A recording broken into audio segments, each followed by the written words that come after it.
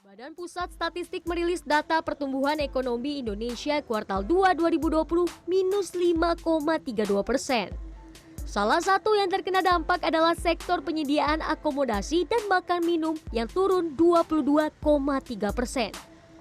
Direktur Eksekutif Center of Reform on Economics Core Indonesia Muhammad Faisal mengatakan, pada dasarnya, sektor makanan dan minuman merupakan kebutuhan dasar masyarakat sehingga jika dibandingkan dengan sektor lainnya, penurunannya tidak terlalu dalam.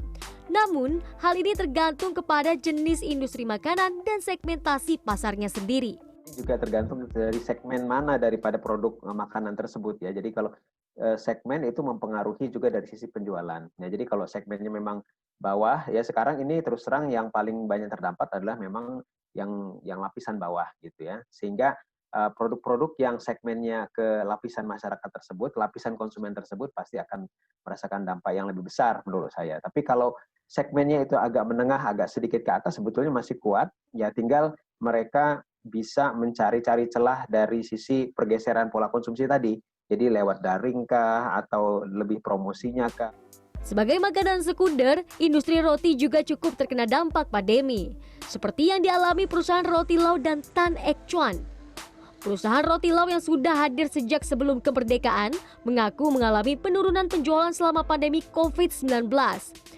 Perwakilan toko Roti Lau di Fatmawati, Muhtar mengatakan, usahanya mengalami penurunan penjualan 30% di outlet Fatmawati. Mungkin untuk per hari kita produksi untuk roti manis aja sekitar 1000-an, 1.200, 1.000 lah. Itu kalau lagi normal kita bisa sehari itu bisa habis. Mungkin kalau untuk sekarang ya 30%-an paling sekitar 700-800-an lah kita untuk ada penurunannya ya. Begitupun untuk para penjual sepeda keliling Roti Lau. Penurunan penjualan tentu berimbas pula terhadap penurunan pendapatan pedagang keliling karena sistem penjualan yang beli lepas. Ya menurutnya ya penjualan itu kayak kurang banget lah. Kan kalau keliling ke komplek-komplek masih di portal kita susah banget masuknya gitu. Perusahaan roti legendaris Tan Ek Chuan mengalami hal yang sedikit berbeda.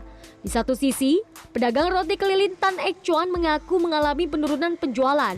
Namun, pemilik Tan Ek Chuan Jakarta yang memproduksi untuk roti keliling dan outlet justru mengatakan sempat mengalami kenaikan di awal pandemi. Namun, permintaan menurun di saat puasa Ramadan.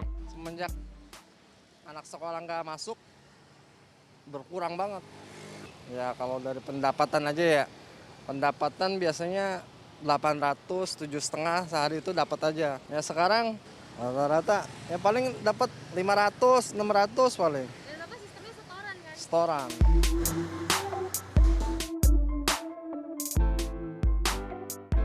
Sebagai perusahaan roti legendaris yang udah ada tahun 1930, pandemi cukup menggoyang atau menurunkan penjualan nggak sih Pak? Oke, maaf saya buka ya.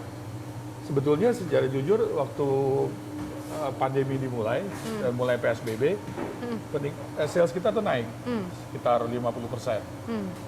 Nah itu terjadi sampai puasa. Nah, kalau puasa itu memang kita dari tahun ke tahun memang omset kita akan turun. Tapi setelah Lebaran kita kembali ke normal. Sempat turunnya itu puasa berapa persen, Pak? Wah, itu memang dari tahun ke tahun itu drop banyak sekali ya, drop sekitar 80% lah. Gitu. Mungkin harus mengikuti tren yang ada ya. Jadi kita harus banyak online. Kita akan membuka. Sekarang sebetulnya sudah berjalan sebagian, tapi masih open PO. Baik Roti Lau maupun Tan Ek Chuan saat ini masih sama-sama memilih merambah ke online. Meski kontribusi penjualan online tidak cukup besar, sistem penjualan online diyakini menjadi alternatif pendukung seiring dengan adanya pergeseran kebiasaan belanja konsumen karena COVID-19.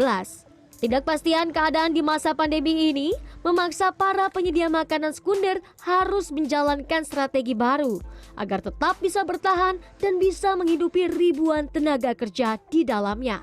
Tim CNN Indonesia, Jakarta.